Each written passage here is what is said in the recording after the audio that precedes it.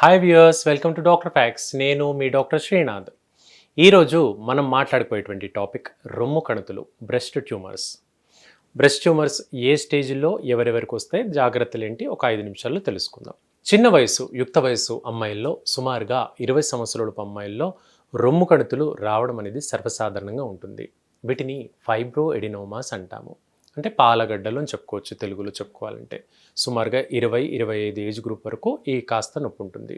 ముఖ్యంగా పీరియడ్స్ రావడానికి ముందు దశల్లో కూడా ఈ కణితుల్లాగా ఏర్పడి ఆ భాగంలో నొప్పి, కాస్త ముట్టుకున్నప్పుడు కూడా పెయిన్ఫుల్గా రెడ్డిష్గా అవ్వడము, అలాగే టచ్ చేసినప్పుడు కూడా చర్మం వేడిగా అనిపించడం లాంటి లక్షణాలు కొంతమేర కనపడవచ్చు. అయితే ఇవి ప్రమాద రహిత కణుతులు, అంటే ఎలాంటి ప్రమాదం లేనటువంటి కణుతులు.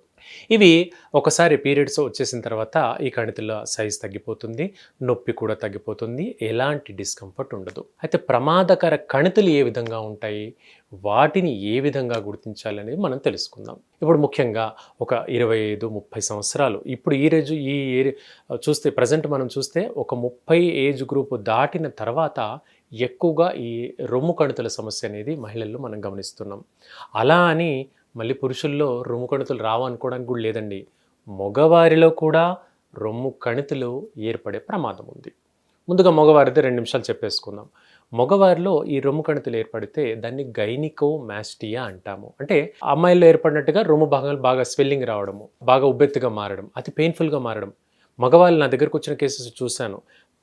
బోర్లా పడుకున్నప్పుడు విపరీతమైన ఛాతీ నొప్పి వస్తుంది, రొమ్ము కణితి సైజ్ పెరగడం మూలంగా. అలా మగవారిలో కూడా ఈ లక్షణం ఏర్పడే ప్రమాదం ఉంటుంది. ఎందుకంటే హార్మోన్ల లోపం వల్ల వస్తుంది. అత్యంత అరుదుగా, అంటే 100లో ఒకరిద్దరికి మగవారిలో కూడా క్యాన్సర్ ఏర్పడే అవకాశం ఉంటుంది. రొమ్ము కణితుల్లో క్యాన్సర్ ఏర్పడే అవకాశం ఉంటుంది అత్యంత అరుదుగా. అంటే 100లో ఒకరిద్దరికి, అంత తక్కువగా ఈ లక్షణం కనపడవచ్చు.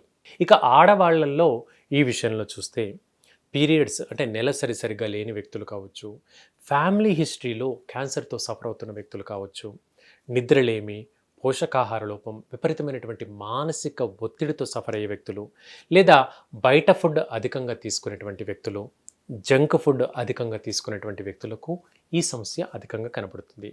ముఖ్యంగా రొమ్ము భాగంలో చర్మం అంతా కూడా రంగు మారడం అనేది ముఖ్యంగా కనబడుతుంది.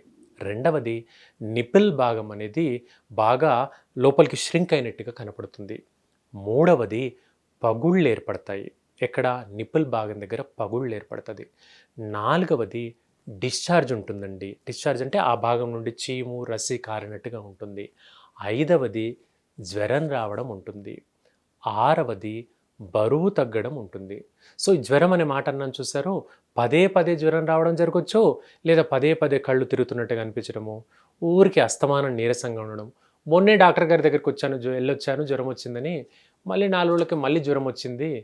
లాస్ట్ వీక్తో పోల్చుకుంటే నేను ఇప్పుడు 5 కిలోలు బరువు తగ్గాను, పోయిన నెలతో పోల్చుకుంటే ఇప్పుడు నేను 10 కిలోలు బరువు తగ్గాను. ఇలా డ్రాస్టిక్గా చేంజెస్ కనపడుతుంటాయి. అంటే పెద్దగా ఎక్కువ మార్పు కనబడుతుంటుంది. అలా ఈ రొమ్ము కణితులు ఏర్పడినప్పుడు అవి క్యాన్సర్ తాలూకు కణితులుగా మనం అర్థం చేసుకోవచ్చు. అయితే డాక్టర్ దగ్గరికి వెళ్ళాలంటే భయమో, డాక్టర్ దగ్గరికి వెళ్తే పరీక్షలు ఎక్కువగా అయితే అనే భయమో, మందులు ఎక్కువగా వాడాల్సి వస్తుందనే భయానికో చాలామంది అమ్మాయిలు, మహిళలు ఎక్స్పోజ్ అవ్వరు. దీనివల్ల ప్రాబ్లం అనేది ముదురుతుంది. ముదిరినప్పుడు డాక్టర్ గారికి ట్రీట్మెంట్ చేయడం కూడా కష్టమవుతుంది. అందుకనే ఈ డాక్టర్ ఫ్యాక్స్ ద్వారా ముందుగా ఎవరికి వాళ్ళు వ్యక్తిగతంగా కొంత అవగాహన తెలుసుకుంటే ఈ ప్రమాదము కాంప్లికేట్ కాకుండా మనం కాపాడుకోవచ్చు. సో ఈ ప్రాబ్లం ఉన్నట్టుగా కొంతమేర మనకు అర్థమైందనుకోండి, డాక్టర్ గారి దగ్గరికి వెళ్ళినట్లయితే మ్యామోగ్రామ్ అనేటువంటి పరీక్ష చేస్తారు. ఈ పరీక్ష ద్వారా ఆ ప్రాబ్లం అది క్యాన్సర్ తాలూకు కణితియా కాదా అనేది కొంతమేర తెలుస్తుంది. రెండవ పరీక్ష ముక్క పరీక్ష, బయాప్సీ పరీక్ష అంటాము దీనికి. అంటే చిన్నపాటి మత్తిచ్చి ఆ భాగం దగ్గర నుంచి ఒక చిన్న మాంసపు ముద్దను తీసి ల్యాబ్లో, చాలా చిన్న మాంసపు ముద్దను తీసి ల్యాబ్లో పరీక్ష చేస్తారు. నార్మల్ కణితియా, క్యాన్సర్ తాలూకు కణిత అనేది అక్కడ తెలుస్తుంది. సో అప్పుడు ఏమవుతుంది, డాక్టర్ గారికి కూడా ట్రీట్మెంట్ చేయడానికి ఈజీ అవుతుంది. సో అది కీమోథెరపీ, రేడియేషన్ థెరపీ లాంటి కాంప్లికేషన్కి వెళ్ళకుండా అందుబాటులో ఉండేటువంటి అంశంగా మనం చూసుకోవచ్చు. ఈ రకంగా బ్రెస్ట్ క్యాన్సర్కి కూడా మనం ఇనీషియల్ స్క్రీనింగ్ చేసుకుంటే తొందరగా ఈ కండిషన్ని జాగ్రత్త పట్టొచ్చు, అలాగే ఇది కాంప్లికేట్ కాకుండా నివారించవచ్చు. అంతేకాదండోయ్, హోమియోపతిలో క్యాన్సర్కి నివారణ మందులు ఉంటాయి. అంటే ముఖ్యంగా వంశపారంపర్యంగా ఈ ప్రాబ్లం ఎవరికైనా ఉందనుకోండి, వ్యాక్సిన్స్ అలోపతి మందుల్లో ఏ విధంగా ఉంటాయో హోమియోపతిలో నివారణ మందులు అంటే వ్యాక్సిన్స్ ఉంటాయన్నమాట.